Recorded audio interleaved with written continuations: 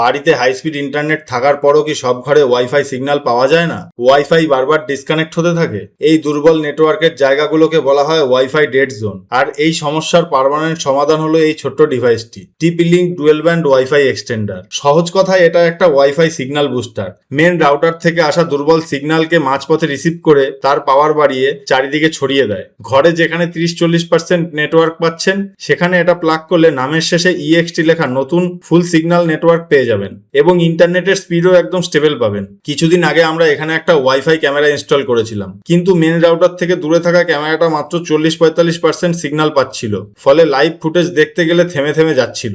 এই problem solve করার জন্য আমরা ক্যামেরার কাছাকাছি এই ডিভাইসটা লাগিয়ে দিলাম, আর 45% সিগন্যাল সরাসরি 98%-এ এসে দাঁড়িয়েছে। তবে ভাববেন না এই ডিভাইসটা শুধুমাত্র সিসিটিভি ক্যামেরার জন্যই। স্মার্টফোন, ল্যাপটপ, ডেস্কটপ, কম্পিউটার কিংবা স্মার্ট টিভি, এক কথায় চলার জন্য ওয়াইফাই প্রয়োজন, এই ধরনের যে কোনো ডিভাইস আপনি এর সাথে কানেক্ট করে ব্যবহার করতে পারবেন।